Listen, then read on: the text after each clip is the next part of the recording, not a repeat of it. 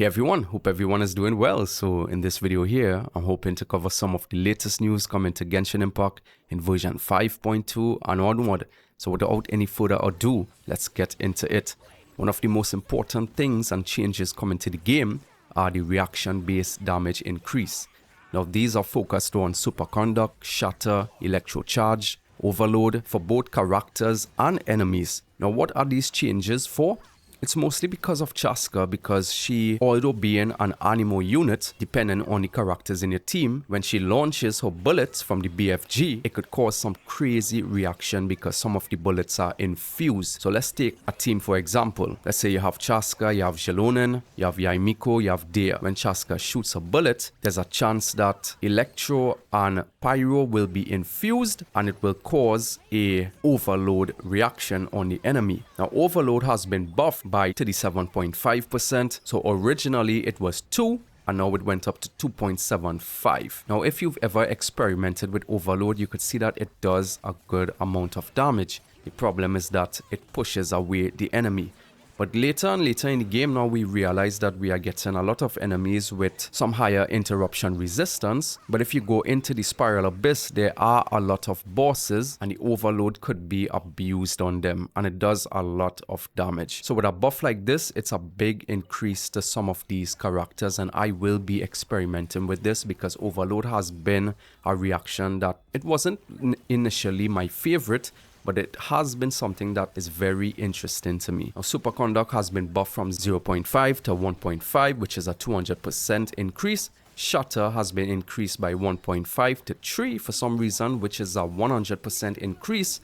And electrocharge has been increased from 1.2 to 2. Now these reactions are kind of interesting to be buffed as you see that they haven't touched melt or vaporize. So I'm guessing a lot of characters that are coming out in the future, they are trying to open the way for these characters and these reactions to be part of the meta.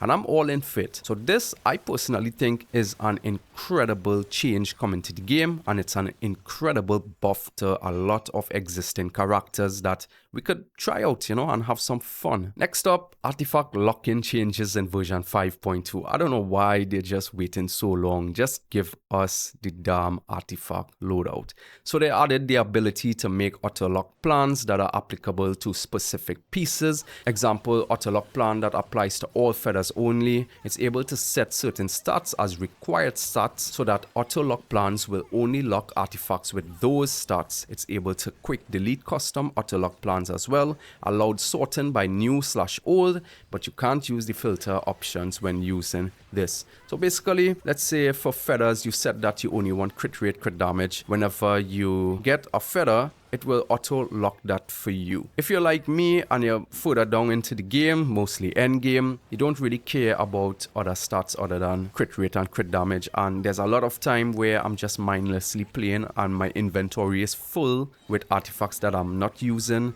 So now that I know that it auto-locked the crit rate, crit damage on a specific type of piece, I could just start deleting or just start furthering without having to check and see what are the stats. So I think it's a good change. Like, bro, just give us the artifact loadout and done. Next up, in version 5.2, we are getting some new Saurians. So if you don't know what this is like the monsters in the open world that you transform into, where you dig into the ground or you surf in the water, dive, etc.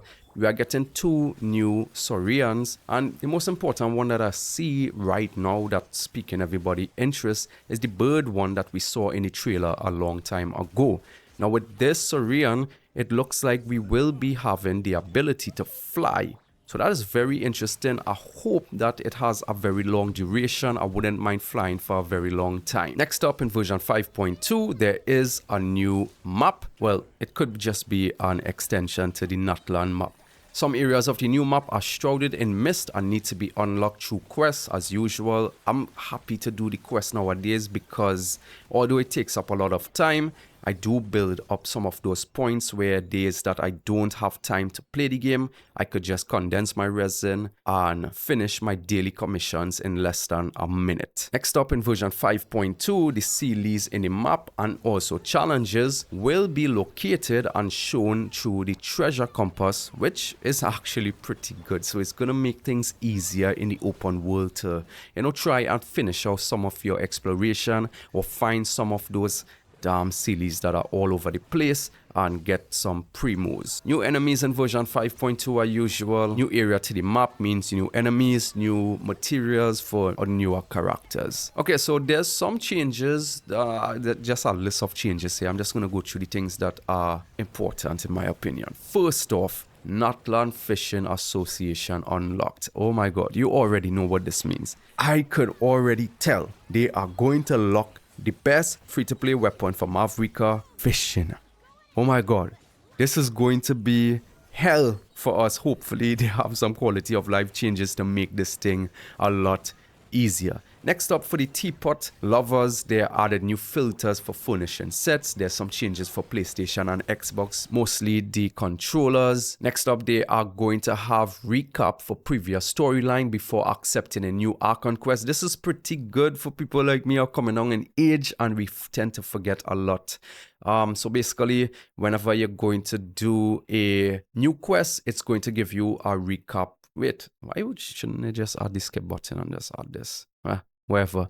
Next up, Battle Pass now shows if you already own the weapon when selecting the weapon rewards. Pretty good. Changes to theater, directly skip to the next scene. That's awesome because I hate having to come out and then go back in it.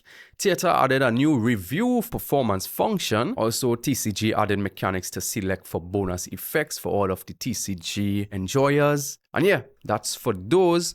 And the last up is the overview of 5.2. Firstly, Chasca, 5-star, Auroron, 4-star, Chapter 5, Act 5, and for the story, new area. Also, there's going to be a free 4-star sword. I've been checking it out. It looks pretty good. And yeah, the rest of the things we don't really have to bother about. So yeah, those are the latest news for Genshin Impact in version 5.2. So hopefully you guys understood this. Hopefully you guys got some information that you needed to hear. My name is Tired of Feelings. Let me don't take up too much of your time. Hopefully you had a good time listening to me while you're probably working out or doing something else. So hope you guys enjoyed the video. Hit the like and subscribe if you enjoyed this video, and I'll see you guys in the next one. Take care. I never lie, but saying I'm fine was far from the truth, yeah. Look into my eyes, I'm trying to find you. It's do or die, but maybe I ain't the one for you, yeah. I'm fine, that's far from true.